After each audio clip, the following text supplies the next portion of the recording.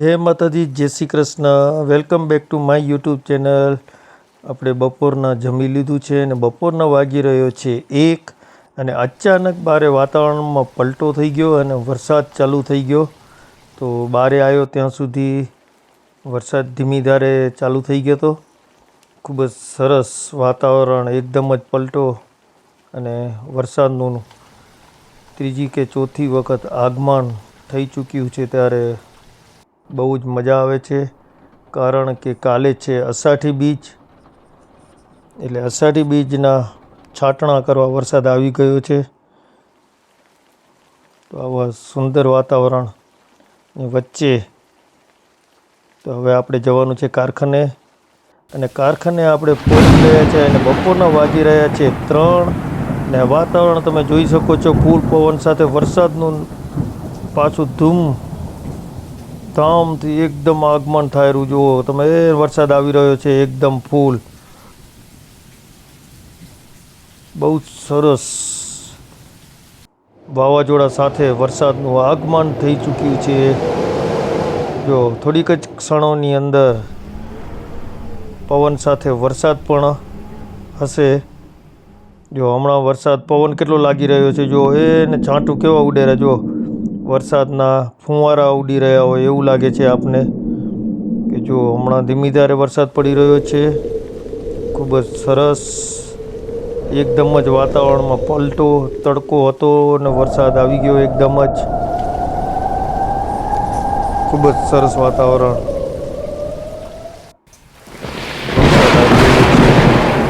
ધીમી ધારે હમણાં ચાલુ થઈ ગયો છે અને બહુ સ્પીડની અંદર પવન લાગી રહ્યો છે. જોઈ શકો છો વિડીયાની અંદર કેટલો જોરમાં પવન લાગે છે અને પેલી બાજુની સાઈડે વરસાદ આવી રહ્યો છે એ પણ દેખાઈ રહ્યું છે. સામેની સાઈડે વરસાદ આવી રહ્યો છે એટલે આપણે હમણાં જ 1 મિનિટની અંદર વરસાદ પહોંચી આવશે. જો સામે વરસાદ એકદમ ફૂલ પડી રહ્યો છે. વિડીયાની અંદર કદાચ દેખાશે નહીં પણ લાઈવ એવી રીતે દેખાતું હતું. જો આવી ગયો આપણી જોડે પણ વરસાદ ફૂલ એકદમ આવી ગયો છે. જો કેટલા વરસાદ ફુવારા ઉડી રહ્યા છે પવન સાથે, એટલો સ્પીડમાં પવન લાગી રહ્યો છે. આખરે વરસાદના લાંબા સમયગાળા બાદ વરસાદ નવેસરથી ચાલુ થઈ ચૂક્યો છે. બીજો વરસાદ પડ્યો એના પછી લગભગ 10-12 દિવસ થઈ ગયા, એના પછી વરસાદ ચાલુ થયો છે આજે. તો જુઓ તમે, વાછટ કેવી ઉડી રહી છે વરસાદની. ખૂબ જ સરસ પવન અને વરસાદ, જોરમાં પવન અને વરસાદ. મને લાગેલું ઝાડવાને તોડી નાખશે એવું લાગેલું. તો કેટલો વરસાદ પણ એટલો ધૂમધામથી પડેલો, ફૂલ સ્પીડમાં વરસાદ ચાલુ થઈ ગયો. જો તમે જોઈ શકો છો વરસાદ કેવો પડે છે. બહુ સ્પીડમાં વરસાદ અને પવન પણ બહુ છે.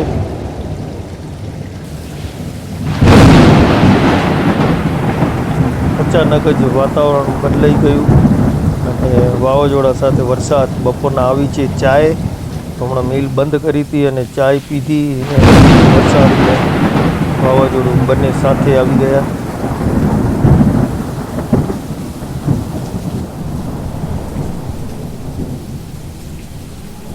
જમીન તરસી થઈ ગઈ છે કે 12-13 દિવસ પછી વરસાદ આવ્યો છે તો જમીન કોરી હતી. તો પવન જો વાછટ કેટલી ઉડી રહી છે, એટલો સ્પીડમાં પવન લાગી રહ્યો છે. કેટલી સ્પીડમાં પવન લાગે છે. ખરેખર હમણાં વરસાદની જરૂર કચ્છની અંદર બહુ જરૂરી છે.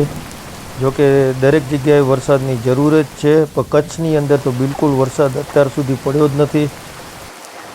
તો ભગવાનને કહી કે કચ્છવાળા માણસોને પણ રાજી કરજો. અહીંયા તો હમણાં સારો વરસાદ પડી રહ્યો છે. તો અષાઢી બીજ બધાની બંને સારી માત્રામાં વરસાદનું આગમન થાય તો ખૂબ જ સરસ જોરમાં પવન લાગી રહ્યો છે.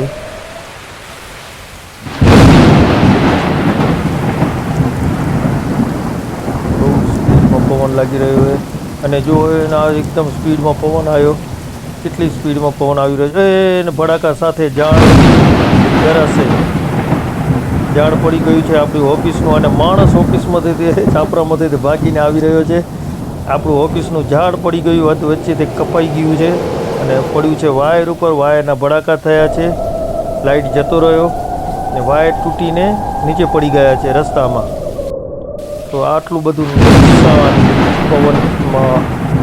તો આજે આખો બપોર પછી 3 વાગ્યા પછી લાઇટ નહીં રહે. વરસાદ એકદમ ફૂલો એ બીજા ભડાકા થયા. જો એ બીજા ભડાકા ઉપર ઝાડ પડ્યું માથે. ખૂબ જ નુકસાન. હા. ચલો દોસ્તો, અમારે તો વરસાદનું આગમન થઈ ચૂક્યું છે અને અષાઢી બીજ બની ગઈ છે. આવતીકાલે છે અષાઢી બીજ. તો ચલો આપણે મળીએ બીજા વ્લોગમાં. ત્યાં સુધી બધાને જય માતાજી, જય શ્રી કૃષ્ણ. ને જોતા રહો અમારા વિડીયોને લાઇક કરો, શેર કરો અને ચેનલને સબસ્ક્રાઈબ કરવાનું ભૂલતા નહીં. કે ભગવાનને કહીએ કે કચ્છ દરાની અંદર પણ વરસાદનું આગમન થાય. આવતીકાલે અષાઢી બીજ છે તો કચ્છના લોકોમાં પણ હરખથી અષાઢી બીજ ઉજવી શકે. તો ચલો મળીએ બીજા વ્લોગમાં. ત્યાં સુધી બધાને મારા જય માતાજી.